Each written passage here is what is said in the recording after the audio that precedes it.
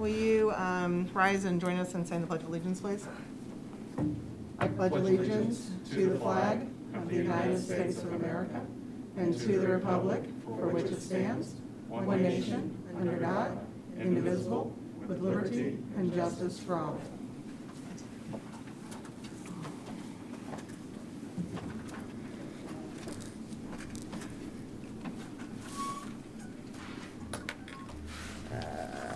Welcome to the July 14th meeting of the Board of Trustees of the School Town of Speedway. Tonight we will be operating off of a 13-item agenda. Got the whole glasses and the fogging thing happening, so I apologize. In an effort to hopefully utilize you folks' time as best as possible, we'll do some agenda order shuffling. I'm assuming, and you can correct me if I'm wrong, that you're here to make comment about school reentry? Yes. So normally that, since that's not an agenda item, that would be the very last thing that would be possible to be talked about because we have to follow, what's on the agenda. However, we can kind of swap, up to the top so you guys don't have to sit through the whole shebang if you don't choose to. We will, though, undertake our normal first item of business, which is to approve the minutes of the July 9, 2020 meeting. I'll make a motion to approve the July 9, 2020 minutes. Wonderful. And I'll second. Thank you, Luke. Any discussion? Hearing none. All in favor of approving the minutes of the June 9th, 2020 meeting, indicate by raising your hand. And the minutes are approved. We'll sign in my office. I'll just send the one. Thank you. Okay. And then do you want to? Yeah, if I could Yep. jump in. Since we're going to move to visitors and other business at this time, I'd like to introduce Town Council member David Lindsay, if you'd like to step up to the podium, and I will let you introduce our new town manager. Sure. Thank you, Doug. Thank you, Dr. Trebley. We, as the town council, as you know, Jacob Blaisdell moved from our town manager's office to the clerk treasurer's office, doing a wonderful job for us there. So we had some big shoes to fill for our town manager. With COVID, kind of slowed down the process, but we went through a long, lengthy process, had some great candidates, and 5 weeks, Carlos? 5 weeks. Yeah. Carlos has been with us for 5 weeks, and we have met with Dr. Trebley. He asked that we come before the school board so you can put a name to a face and meet Carlos, although with a mask, I don't know how much you can put a name to a face. So it's my privilege to welcome and show you Carlos May, our new town manager. Wonderful. Thank you. Well, I asked Dr. Trebley, probably on my first week, hey, can I get the contact information from the board just to introduce myself? And he had mentioned, well, why don't you show up to the first board meeting in which I would be here? And I said, absolutely. So my whole purpose here tonight is just to say hello, introduce myself, give you my business card, and say if you need anything, I'm here. Small, large, medium, whatever the case might be, I'm happy to help. And if there is anything I can do to help, please don't hesitate to reach out. So I'll quickly, since I've got about a 6-foot distance, so you can actually see my face and be somewhat normal for a moment. So hello, everyone. Hello. Thank you for your time. And other than that, thank you for all you do. Thank you.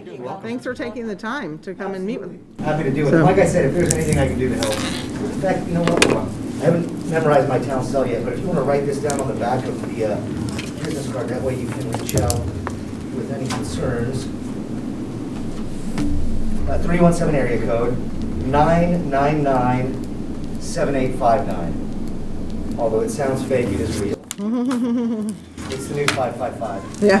All right, thank you. Thank you, Thank Mr. you so May. much. Nice to meet you. Okay.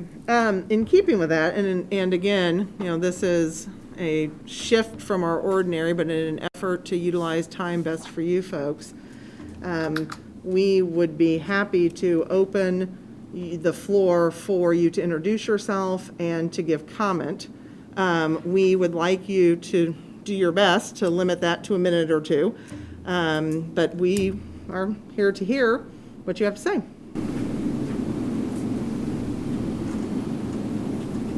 I'll go first. Name and address. That'd be great. If we could also have your address, name and address. I wrote it down on the paper. Is that okay? Yes, it is. And my name is Tasha Powell. I just have a few questions about the reentry plan. It's stated that the e-learning curriculum will be limited. Outside of having in-classroom instruction and peer experience, how does that curriculum align with the state standards? And I'm not sure we're having a question and answer time, so we can take comments. But no. Mm-hmm. But we're going to write them down, and get Yes, back with you. yes, I and got so your number. really the correct procedure would be to either call in to the superintendent's office or to your building principal with the specific questions. Okay, instead of taking here to the board. Okay, I do have one other question. I wanted to discuss, since all this I think will have to be directed to Dr. Drevely, particularly Dr. Wolf, which is the school that my daughter attends. I do want to know also how the board stands with all the racial unjust and civil injustice going on within the community and how it affects our students. So I would like to comment on that and see if you had time to maybe make a comment on it and how we're dealing with that situation. Thank you. Thank you. Thank you.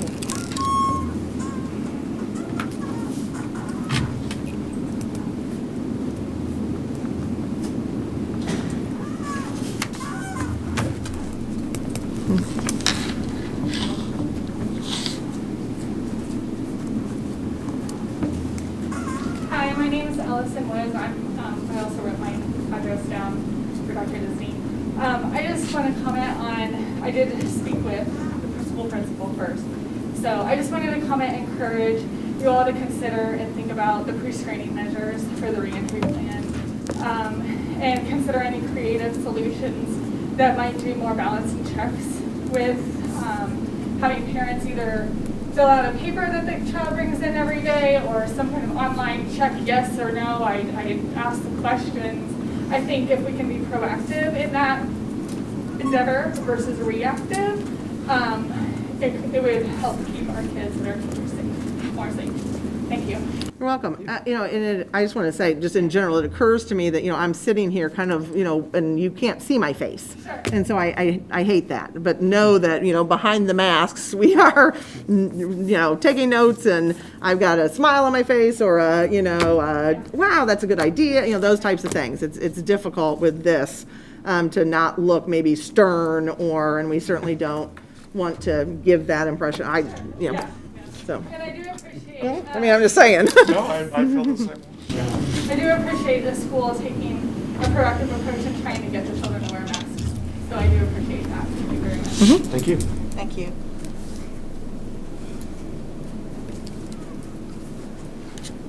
Hi, I'm Amy Dickerson, and I wrote my address down too. And I have 2 small children at Fisher, and I have directed some questions to Mrs. Mack, and she's been wonderful about replying quickly. I have concerns about why we're going back. At this point, I just did a little bit of research, and it was a few days after my daughter's birthday, so I happen to remember we shut down around the 13th. And at that time, we had 3 positive cases in Indiana, according to the government website. On 4/20, which was roughly when it was decided we're shutting down for the school year, it was 382 positive cases at that time. And today, between 7/12 and 7/13, they had 662 positive cases, new cases. So when we chose to shut down before for the safety of the children, I am confused as to why we have decided that those numbers don't matter anymore, because clearly we aren't relying on them going down, as that's not the trend, and as most of the country is trending upward right now.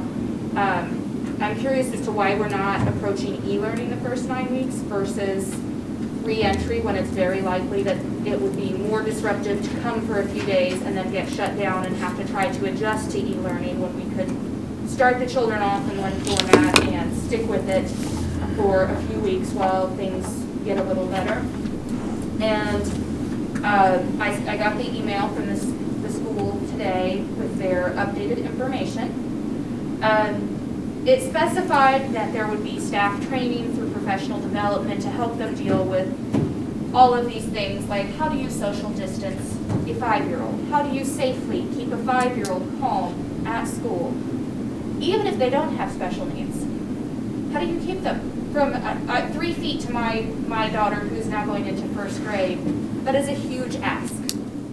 And it's a huge ask of any teacher to try and stay safe in that situation, let alone how they can correct a 5-year-old's handwriting. How do you discipline a child privately when you can't even get that close to them? All of these are concerns of mine that make me want to encourage you guys to rethink possibly doing full-time e-learning the first 9 weeks, since it was made clear in the letter we received that e-learning right now will not be comparable to in-class learning. And I understand that there is no way to replicate the in-classroom situation. I fully acknowledge that e-learning is not as good.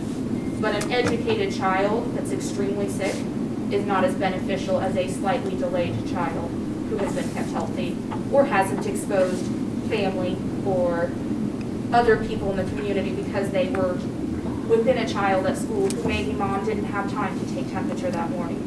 Or mom thought this child had a fever because they may have this other little thing, so she went ahead and said them.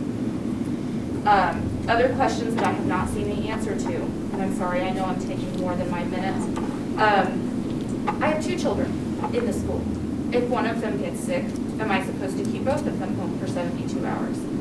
If I do, and then after 3 days of keeping them home, child 2 comes down with the fever, and if you have children, we've had this happen where you have a child get sick a few days after their sibling. Am I still supposed to keep both children home? And if so, at that point, has my child, I have 2 children who have missed 5+ days of school. How are we going to make that up? Wouldn't it be easier to have the e-learning format so that we didn't have that issue? And I only have 2. I know there are parents who have more than 2 children and in more than one school. I have mine together, but that's just, there's all these considerations that make me wonder why we have decided in-person learning is the best option. I know that Wayne had their board meeting last night and chose to delay the start of school.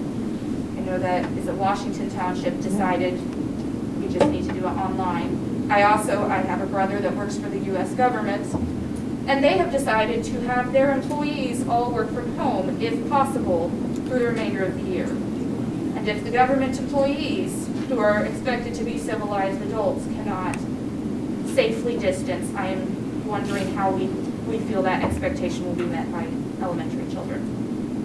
Thank you. Thank you. Thank you. Hi, my name is Stephanie Gentilian. I also filled out the sheet. My address is What was your last name? Gentilian. My child is a rising senior. I have so many concerns. I did send a pretty lengthy email to Mr. Zartman, and I did receive a response from him today, and a lot of my questions were included in the FAQ that was sent out, and I do appreciate that response. I want to say I really echo with Amy. I echo so much of Amy's concerns. I only have one child. He's older. He's 17 years old. But how are you going to really keep teenagers apart from one another? It's not possible. They're going to want to be near each other. They're touchy-feely. They have hormones. This is a reality. How are we going to safely have those students in the building? How are we going to safely have teachers in the building?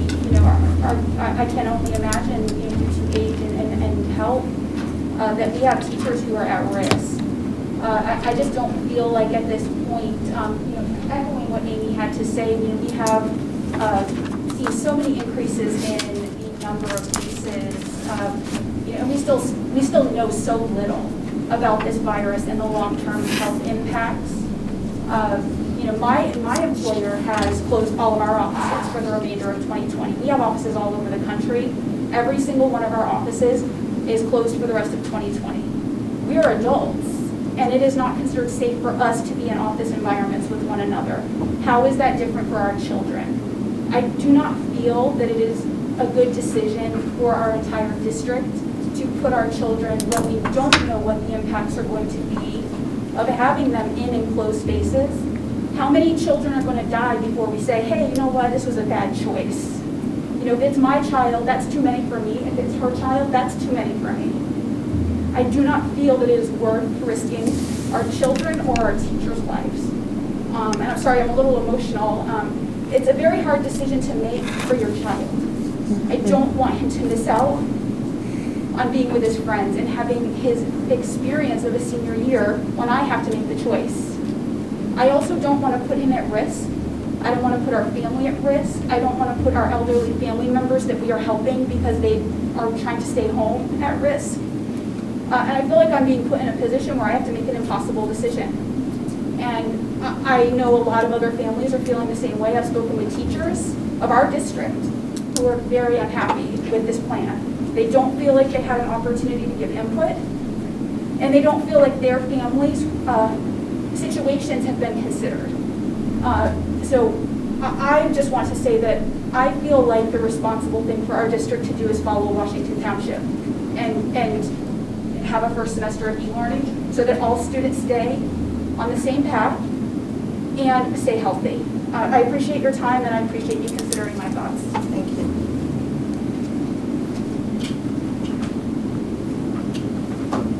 Anybody else like to speak?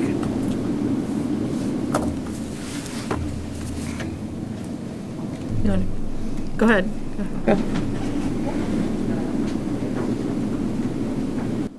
I don't know, we did have before, people who were here before the meeting started signed in. I did not, and Okay. I will do that on my Yep. way out. And so if you didn't, I don't know, is the sign-in still up there, John? or- Instructions, Okay. so I Yep. will do that on my way out. Thank you. Can you state your name and address, please? I am Jessica McCormick. I live at 5831 Cadillac Drive. I'm here actually with multiple hats on this evening. I am a resident, a parent, a school volunteer. I'm an educator. I have a background in engineering, and I'm also an elected official in this county as well. And I implore you to use data-driven decisions in the health and welfare of our children and our teachers and the staff of our schools in this district. There is so much information we can share about data and numbers, the questions that we have. The fact is we cannot answer and implement what we need to have to keep everyone safe in those buildings in the timeline that we have. We need task force in this county. I'm not talking about Speedway alone. We need task force to address and make sure that everything is being taken accounted for in the plans. We need to make sure we have response teams that can come in and disinfect in a moment's notice. We also need comprehensive plans. I implore you to follow Wayne and Washington Township in making the decision on the way that we open our schools. I know our children need education, it's the utmost importance, but a live child learning later is better than a child in the ground tomorrow. Thank you.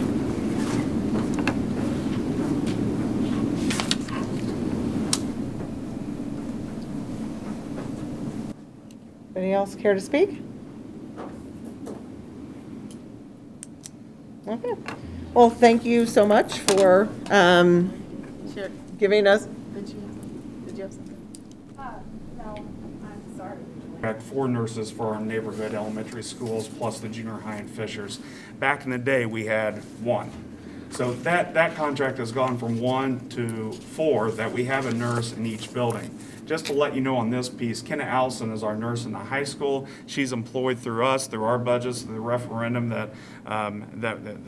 that's the funding for our school nurse here. She's one of the people here for the recommendation. The homeschool advisors, we have 4 of them, and the graduation coach of Tyra Borum.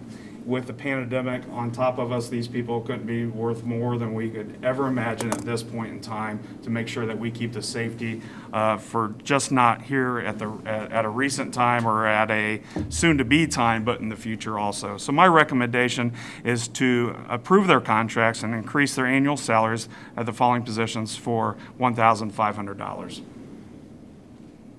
Debbie? I'll move that we accept the superintendent's recommendation to approve the employment contracts for the homeschool advisors, graduation coach, and nurse as specified. Wonderful. Is there a second? I'll second it. Okay. Is there any discussion on this? Okay, hearing none. All in favor of approving the 2021 employment contracts for homeschool advisors, graduation coach, and nurse as recommended, please indicate by raising your hand. And that passes 4-0. The next item on the agenda is to approve the agreement with Aramark for the food service director. Rhonda Jones recently retired from Speedway food service director. I believe she was here in 1987, so she recently retired on that for that position. The director position was paid by Speedway employee from the school lunch fund, so that's how she was funded on that. This agreement allows Aramark, is who we work with, in a 3-year contract, or actually it's a 5-year contract, with Speedway's input to hire this position as an Aramark employee. Speedway will then pay the salary plus some benefits, not insurance, through our school lunch fund. At the end of the day, this will be a decrease from our budget of $3,696.45. Just to clarify, this is going to be actually cheaper, and the person's going to work 2 months longer. So it actually turned out to be in our favor of a school corporation. So my recommendation is approve the agreement for Aramark to hire a food service director on behalf of the district. And before I call for the motion on this, I would like to bring to my fellow board members' attention a discussion the superintendent and I had during our pre-meeting meeting, that is to clean up, not to clean up, but to make more clear the language in the agreement where it talks about the cost of, to make that clear that that is salary and the specific benefits, so that there would be no confusion that that would include insurance. And so if my colleagues are inclined to make a motion, I would love to have that motion include, with that amendment to the language. Does that make sense? Yes. What's your pleasure? Suggesting that in the second paragraph, the second sentence should read, whereas the district shall reimburse Aramark for the salary and specified benefits And on the food service. Yes. Yep, That's it. that's exactly. That's reasonable. I'll make that motion. Okay. I'll second, Laura. That amendment. And having been moved and seconded, is there any further discussion? Good pick up, Laura. Hearing none, let's call the vote on that. All in favor of approving the agreement with Aramark for the food service director with the change that we've talked about, indicate by raising your hand. All opposed? Okay, that passes 4-0. The next item is to approve the agreement with Cummings Behavioral Health System. Beginning in July of 2021, each school corporation must show and shall certify to the Indiana Department of Homeland Security that the school corporation has an MOU in place with a CMHC established under Indiana Code 1290-29-2. CMHC is a community mental health center. We've worked with Cummins for many, many years. It's been more voluntary, but with what's happened a couple of years ago in Noblesville or whatnot, that was where legislation got a hold and said that we have to have some type of agreement. Here's my favorite part of the meeting. It's free. Doesn't cost anybody anything, except our principals or whatnot, and being a principal for over 10 years, there's a lot of traffic with groups that come in and out. So we will provide them a space. I don't know exactly where in some of our buildings, but we will provide a space and a telephone to make sure that we can work with them to service our kids. So we've been doing this for a long time, but this is just an official MOU that we can clarify with the state and the Department of Homeland Security. It's the board's pleasure on this. Bill? I'd like to make a motion that we approve the agreement as recommended with Cummins Behavioral Health System. I'll second. Okay. Having been moved and seconded, any discussion? All in favor of approving the agreement with Cummings Behavioral Health System as recommended, indicate by raising your hand. All opposed? That passes 4-0. The next item is to update 3 ISBA policies. I'm updating 3 today with you guys, and there'll be many more come August. You can only imagine. The first one is routine. Annually, we have to approve a teacher appreciation grant. We apply this with the state. A few years ago, you could differentiate between a highly effective to an effective teacher by $1 difference. They came back a few years ago, actually in 17, and said that there had to be a 25% difference. So we've approved this each and every year. This gives money in our teachers' pockets. And number 2 on the second portion is the big piece of this, a stipend in the amount of 25% more than a stipend given to effective teachers. So just to notify that that's what it is. This is routine. This is typically what we do. So my recommendation will be to approve that, the first one. Do you want me to go ahead and go to the second one? The second one is something that was much needed. This is an update in our reduction in force policy. It's good from time to time to go back through your policies and update, and that's what the next 2 are. There's a piece I want to make sure that I vocalize and I explain a little bit. In my notes, I talked about they went away from seniority when doing the evaluation. Well, Madison County back in 2012, there was state law and precedent on what happened down there. And what happened was 2 teachers, the same criteria, got to the point where the corporation then released the senior teacher. And that was unfair practice at that point in time, because that's all they went after, seniority. To make clarity out of this, the new policy states it still goes by teacher evaluation is still number 1, but they have a criteria of the teacher's evaluation, the academic needs of the students in the corporation. That would be number 2. Number 3 would be instructional leadership roles. Number 4 would be a content area degree. Number 5, content area credit hours earned. And number 6 then would be teacher's experience. So when I started teaching, it went right to experience. There was none of this other stuff. So now it's still in there that we're going to hire, or if we had a RIF, we would still go through those criterias, that it's not necessarily just seniority. We would go 1 through 7 if we ever had to reduce in force. So this policy's been sitting there for a few years. We had our legal counsel go through it to update it, and it looks pretty good now. The last one is our non-discrimination policy notification statement. There was multiple things that we changed on this with Michelle Cooper from our lawyer with our attorney with Lewis Kappas. The first thing, just to go through, in section B, we added Title VII. We also, the school town of Speedway is committed to equal opportunity. It is an equal opportunity affirmative action employer and does not discriminate on the basis of age, race, color, religion, sex, or disability, or national origin, including limited English proficiency and an employment and/or educational opportunity. No person is excluded from participation in, denied the benefits of, or otherwise subjected to the unlawful discrimination on such basis under any educational program or student activity.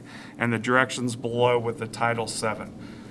So this is the third policy through ISBA that I would like to go ahead and approve, update, get posted, and we're going to continue to work on that. And again, before we call, or if I see if you're in favor of a motion, we talked about a couple things for consistency's sake that are a little different than what's on these pages.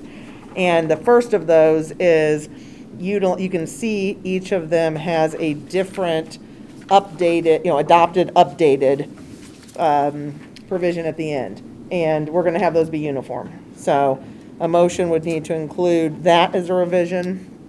And also on the reduction in force motion, we would have the same header as the teacher appreciation grant, because that's how we do these policies generally.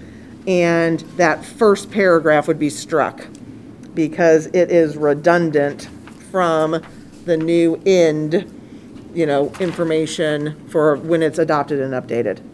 Does that make sense? And then I will just tell you guys, in the normal situation where something else isn't taking our superintendents every second from yesterday morning to this meeting, we'd have a different one out here. And I would not be doing this like, oh, see this, but given what's been going on, it was not reprinting a couple policies. the board's pleasure? I'll make a motion that we accept the updates to the ISBA policies with the amendments that you've mentioned and having those corrected. Perfect. I'll second. Thank you so much. Any discussion? Thank you for catching that. Yes. All in favor indicate by raising your hand. All opposed? Okay. That passes 4-0. The next item on our agenda is the 2021 budget assumptions.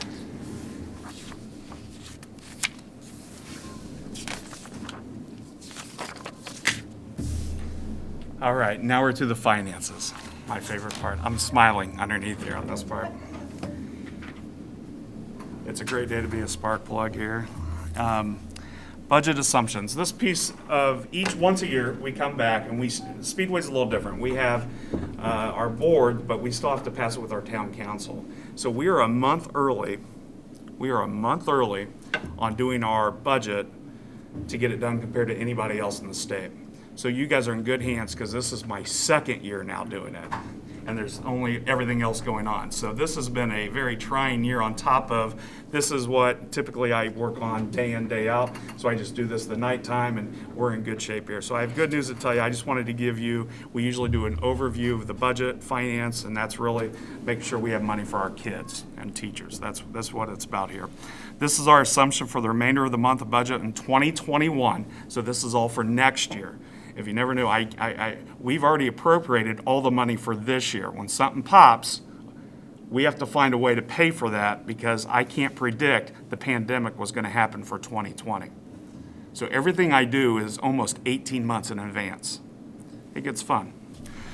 So this will be created on a base level. The budget of 21 will be generally similar to the current budget. I think we can hold true to that. Like in the past, the new budget will include the following assumptions.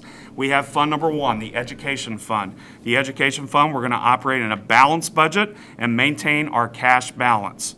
Not every corporation can say that. We will. An increase in health insurance premiums will be shared equally by the employees in the school corporation, while teacher salaries will increase per our 2-year contract. We signed it 2 years ago. We can stay true to our teachers right now with the state funding that's going to be fully effect. We will not be cut as of this moment. It could change by the time we leave this room, but right now we're in good shape. It'll be $1,820 per teacher, and that's what we approved 2 years ago in our contract.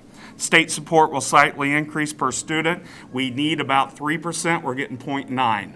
But we could budget that because we knew that in advance. 0.9%. Enrollment, it may grow, and total state funding could increase. Severance funding will be budgeted in anticipation for multiple retirements. We might have possibly up to 2 to 3, but we don't know. Operations fund, fund number 2. That's how we fund all the operation things in our budget. It will be dedicated specific funds to maintenance of facilities, technology, transportation, and will offer flexibility in staffing in 2021. We're predicting for next year already. The fund will operate a balanced budget. The parameters and the use of this fund will require constant review and attention, especially with the pandemic on top of us right now. The referendum fund, the rate for the referendum fund will remain stable with attention on the pandemic and increasing costs for cleaning, technology, expenditures, and personnel. The debt service, the rate for the debt service will increase because of the newbie project. That will go on to the tax rate, the debt service tax rate. That service, we typically run it at 0.0018.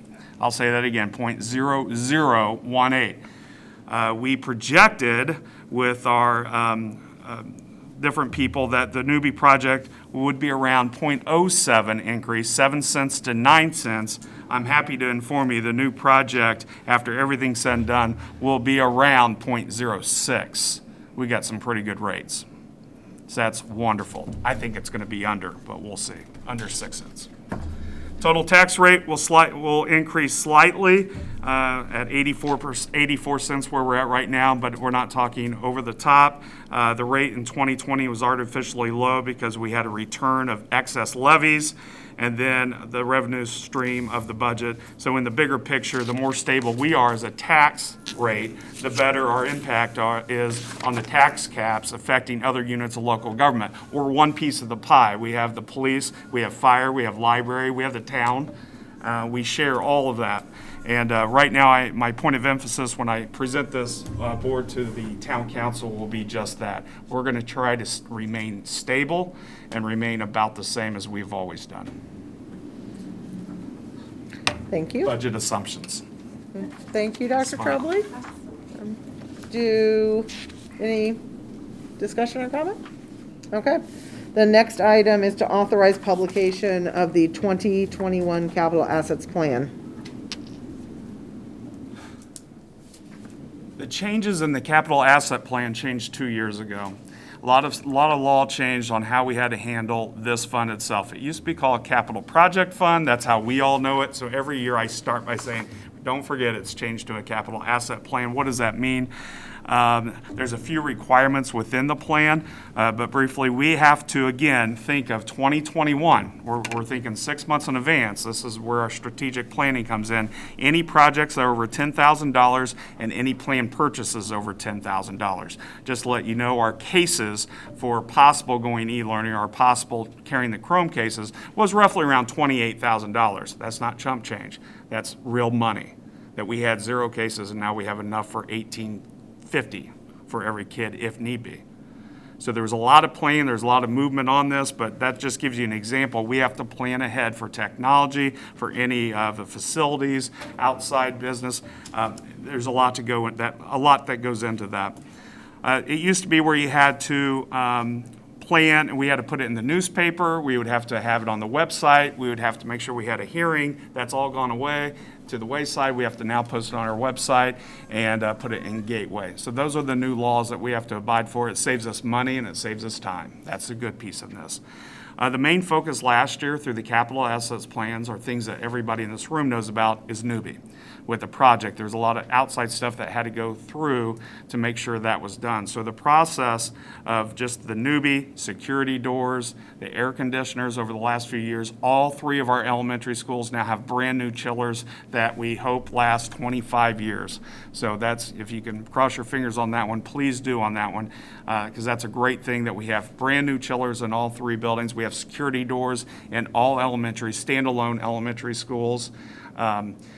So that's what we have been doing. New LED lights, that was 3 years ago for the high school. We did the junior highs. All buildings have new updated LED lights. We've used this fund to do this. So the next piece of this is if we have the air conditioners down, we need to make sure that our roofs are good, our windows are still good, take care of the structure, and we think we're there. Since Newbie has the new building, we took away some of their space for their playground and asphalt. So we did allocate some of the money from this plan at $75,000 to, if we need to add on, move the equipment, add some parking spaces. We're adding rooms. We need to make sure that we take care of Newbie Elementary, that they are complete by the end of this. That's what this is for, in my opinion. We also have tennis courts that need to be resurfaced. That's not a cheap catch there that we can just do. That's over $30,000 to resurface the tennis courts, repaint, crack, and seal. There's things on our radars also. The high school AC is multiple years. I mean, it's old. And if it goes, guys, that's going to be a big one. That's a $1.2 to $1.5 million fix to do our chillers and our mechanic room here in the high school. So there's so much going on. I want to make sure I didn't miss anything on this. Tennis courts, there's Vince and Allison, each individual room. These guys over here, they're quite expensive, and sometimes they go out, and the motors go out. So we have built-in money for Allison for the vents. Allison just got a new chiller, so we will try to, that doesn't happen very often. So the unit vents for Allison, possible mower, parking lot at Newbie, technology servers, switches, and other equipment will come out of that fund. The junior high gym LED lights. Our Batwing mower breaks about every 3 weeks, so I always put that in there just in case we can't put duct tape on it again to fix it, but we'll keep doing that if we can. Security doors in the secondary, that's moving up the list here for a single point of entry, and then parking lot resurface for the high schools over $300,000 when we want to make the parking lot to go all the way down and build it back up. So that's $300 plus from the quotes. It costs money to run the place, and we've been pretty good. The guys before me, Andy Wagner, Ken Hall, they did a great job on our facilities, keeping that way. We're planning on doing the same thing. So we try to jump ahead of things before they get really bad, before the cracks get out of control, and we do use a lot of duct tape too at times. So that is the capital asset plan. I'm open to questions. And this is an item to authorize publication of, so do I have a motion on that? I'll make a motion to authorize the publication for the 2020 capital assets plan. Old habits. Projects. Yes? Do I have a second? I'll second. Okay, and again, to follow protocol, discussion? Thank you, Yeah. Karen. Thank you, Kyle. You're welcome. Hearing no discussion, I'll call for the vote. All in favor of authorizing the publication of the 2021 capital assets plan, indicate by raising your hand. All opposed, and that passes 4-0. Next, we will acknowledge the receipt of $152,935.21 in grants received. Yeah, that's awesome. Thank you. The next item on the agenda is the personnel report. Personnel report this month, we have some resignations and appointments, and look at our, this time of year, we look at extracurricular positions. So in your packet, there are 4 people that are retiring or resigned from their position. Elizabeth Denny, who's a Spanish teacher at our high school. Peggy Lambert, who was a cafeteria worker at Wheeler. Jamie Bartholomew, who was a cafeteria worker at Wheeler. Down at Castle, custodian at the junior high. On the employment end of the personnel report, we are recommending to hire Mindy Lewis Hitt as English as a new language teacher at our high school. Matt Taylor as an English teacher at the high school. Jamil Johnson as a custodian at Allison. And Catherine Adelecki as a custodian at junior high. On your ECA positions, if you look at the ECA positions, from year to year, those people that had those positions, we roll those over in black ink, so you'll see that those people in black ink are people that did the position previously. If you see a person in blue ink, that person is new to that position in the ECAs. It would be, we'd be here all night if I was listening to every ECA position. So we do that as a group. Also, we have 2 gentlemen that are going to work as volunteer coaches, 3 gentlemen that are going to work as volunteer coaches for us this fall, and that's Justin Brent, Rodney Rivers, in high school football, and John Lemmer, junior high. So my recommendation is that you approve the personnel report as presented. I'll answer any questions that you have about anything item. What's the board's pleasure? I move that we approve the personnel report as presented. And? Okay, is there any discussion or questions for Mr. Disney? All in favor of approving the personnel report as presented, indicate by raising your hand. That passes 4-0. Okay, then with the, do we have any other business that we didn't move up? Okay. Normally, this would be our other business time, but since we moved that to the top of the list, we will now adjourn to assign claims. Thank you, everybody. Thank you.